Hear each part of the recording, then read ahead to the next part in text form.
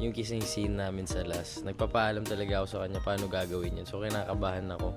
Ang tagal, hindi ko in-expect. Akala ko sweet kiss na ganyan. Mwah! Hello po, this is Robin Angeles and nire-reveal ko ngayon ang mga secrets namin sa set.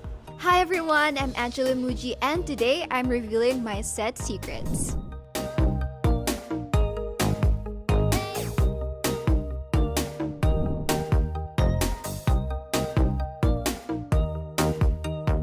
Nag-ano po, humihiwalay muna po ako sa tao. Tapos nakikinig ako ng mga Hillsong.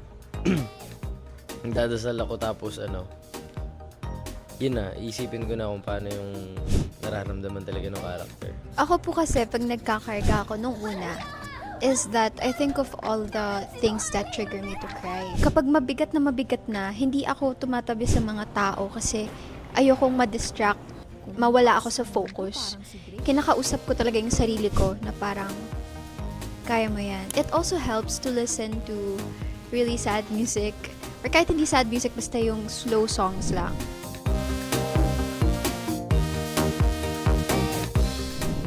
Palagi lang kami masaya eh. Parang, ang saya-saya kasi sabay-sabay kami kumakain ng lunch.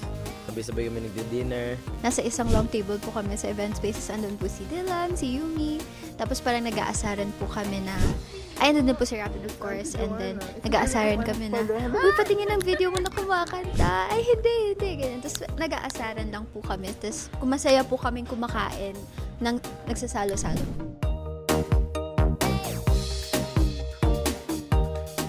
Ako yung ending na yung favorite ko eh. Ayan. Abangan po nyo kung ano yung ending. Ang favorite kong scene with Robin is yung mga away namin. Kasi kapag nag-aaway kami, Mas mataas yung grades mo sa akin. madali siya for me gawin. Kasi nakaka-relate ako kay Alice.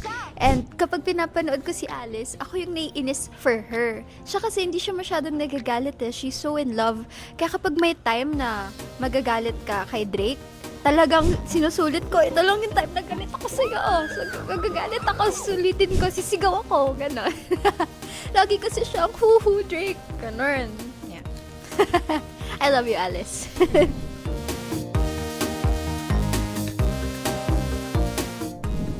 Pinakamaraming takes po for me, I think yung sa damuhan scene. Ay, yung sa sa damuhan na scene. Nag-uusap po si Alice and si Drake. They confronted each other and gumawa sila ng deal na, iwasan mo si Trip, iwasan mo ko si Shira. Parang ganon. Kasi,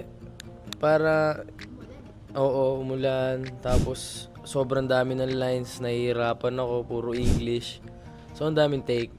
Yan po.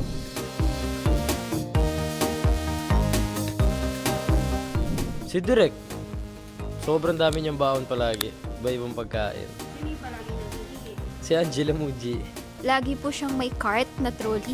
Tapos sa loob, may cucumber slices, may apple slices, tapos meron pang chocolate biscuits, meron ding maliliit na toast.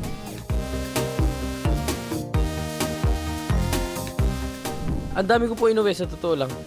Ang dami ko inuwi. Kasi, nagsishoot po kami ng Drake. Naglilipat ako ng bahay. Tapos kada makikita mo magandang gamit, tatanong ko sa producer, ang ganda po nito, Miss Ana, gusto ko to, sa akin na lang. Nag-uwi ako ng beanbag, nag-uwi ako ng madami kong inihingi. Binibigay naman nila sa akin. Ang dami ko po gustong iuwi na props sa set, katulad po ng mga pictures, ganyan. Pero wala po akong naiuwi. There was this time na nakahingi ako ng strawberry pillow, isa lang. Tapos, nung nasa van kami, ang sabi, ipapadala na lang sa house. Kasi hindi ko na siya nakuha.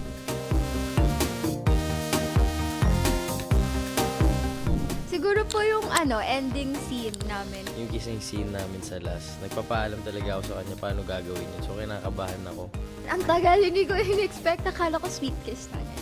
Mwah! Hindi ko alam kung paano ko ipapaalam sa kanya, kung paano ko siya kakausapin, kung paano namin gagawin yung kiss. Kasi sa amin na inano ni Direk, kayo na yan. Ang daming shots eh. Tapos, parang after nun, my lips felt really raw. Parang tanggal lahat ng lipstick ko.